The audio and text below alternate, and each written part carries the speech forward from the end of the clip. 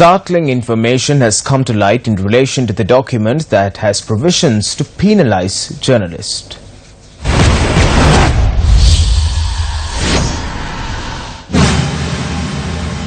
The document, which has been titled the Independent Council for News Media Standards Act, proposes for the appointment of a council that would be chaired by either a retired judge or an attorney.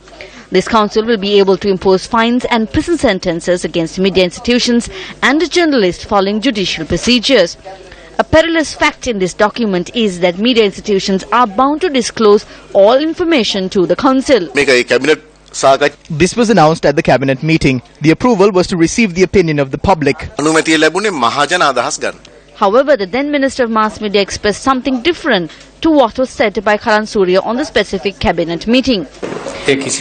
We are not prepared to enforce anything. Media organizations, owners of media institutions, journalists, citizens and intellectuals can submit their suggestions. It has now been established that the process of preparing this document and deliberations have taken place without any transparency.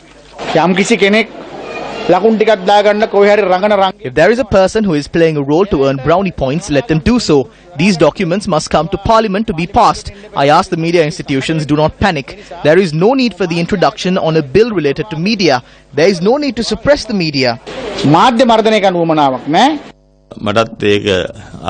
I have heard about that, but it was not discussed by the ministers.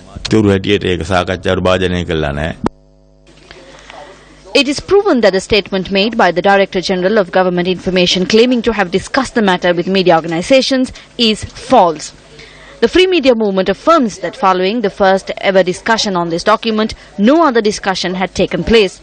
It adds that neither the movement or its representative Sita Ranjani had been informed of any.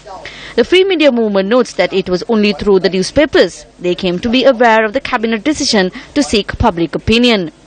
The Sri Lanka Working Journalists Association yesterday announced that it never attended any meeting in relation to appointing a committee or any other matter on regulating the media.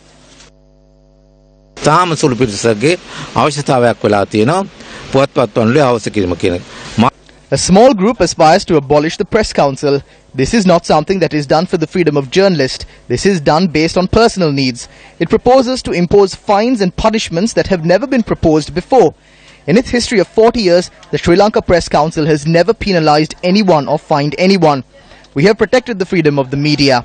The country has not reached a situation where there is no human rights or democracy. Similarly, there is no need to abolish the Press Council. Abolishing democratic institutions like the Press Council can be considered as betraying human rights. This is being done by the group that works against the government but claims to be supportive of the government. The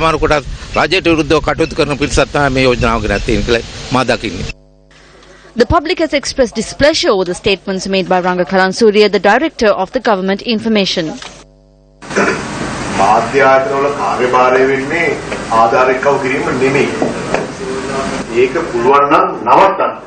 The media have always stood by us. The NGOs have never supported us. Whenever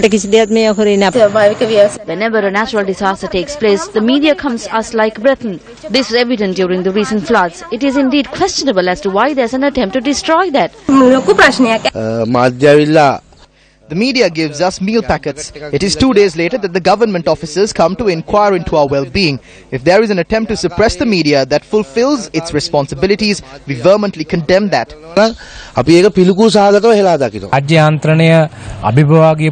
The media renders a service that is beyond the state mechanism. This can be seen as an attempt to suppress them and impose restrictions on them. Therefore, we as the general public would like to inform the Director General of Government Information that the media knows its limits. Before you impose limits on the media, you must understand what your limits are.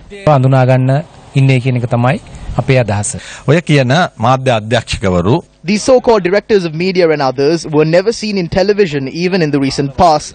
They are not connected to the day-to-day lives of people. Therefore, the requirement via the government is to present a code of ethics.